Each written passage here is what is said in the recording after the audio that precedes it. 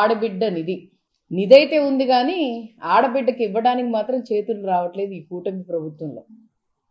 నీకు 15, నీకు 15, నీకు 18, నీకు 15 అనే డైలాగ్ని ఒక డైలాగ్ లాగా మార్చారు తప్ప ఏంటి మహిళల్ని ఏ విధంగా చూశారనంటే వాళ్ళు ఏంటో ఒక పశువులు లేకపోతే లెక్క లేని వాళ్ళలాగా చూసి ఆ రోజు ఎలక్షన్ల ముందు గంగిరెద్దులాగా తల ఊపేవాళ్ళు. నీకు 15, నీకు 15, నీకు 18, నీకు 18 అన్నప్పుడు అది ఏంటంటే ఒక మాటకే పరిమితము అయ్యిద్ది అని అప్పుడు అనుకోలేదు పాపం మహిళలు ఎవరు కూడా.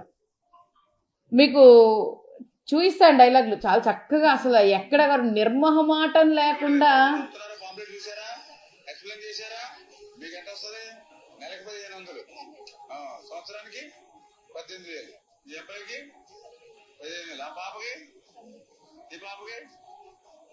ఈయన ఎవరో గుర్తుపడుతున్నారా అందరూ?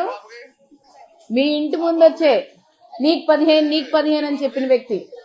అలాగే అసలు సూపర్ 6 లో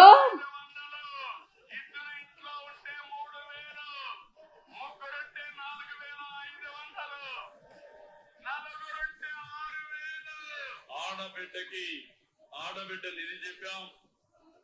ఆర్థిక ఇబ్బందులు ఉన్నాయి, దాన్ని కూడా ఒప్పుకుంటున్నారు.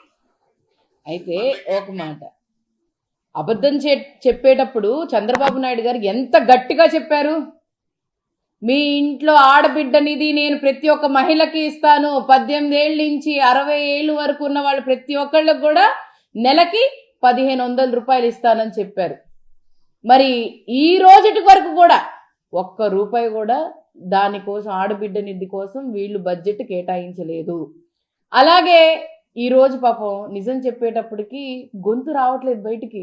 నిజం చెప్పేటంటే గొంతు ఎందుకు తడబడుతుంది చంద్రబాబు నాయుడు గారికి. నిన్నే చంద్రబాబు నాయుడు గారు ఇది ఇవ్వాలి అని అంటే మన ఆర్థిక పరిస్థితి బాలేదంటున్నారు. ఎందుకు బాలేదు? ఆర్థిక పరిస్థితి బానే ఉంది, నిధులైతే ఉంటున్నాయి, కానీ దాన్ని కేటాయించడానికి ఈ కూటమి ప్రభుత్వానికి చేతులు రావట్లేదు. ప్రతి ఇంటికి వెళ్ళి చెప్పారు, బాండ్లు ఇచ్చి చెప్పారు.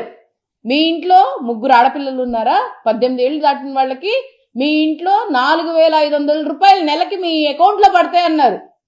ఏవైనా ఆ డబ్బులు? 2 సంవత్సరాలైంది. దాదాపుగా 36,000 వాళ్ళకి మీరు అప్పుగా ఉన్నారు. ఎప్పుడు తీరుస్తారు? చంద్రబాబు నాయుడు గారు దీనికి సమాధానం చెప్పాలి. మరి మినిస్టర్గా తీసుకున్న రామానాయుడు గారు ఏమయ్యారు? ఆ రోజు మీ డైలాగే కదా రాష్ట్రం మొత్తం కూడా ప్రతి మహిళ కూడా వింటూ వచ్చింది.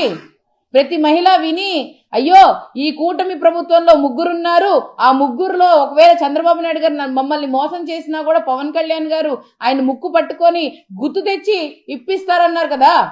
ఏమైనా ఆ డబ్బులన్నీ అని అడుగుతున్నాం.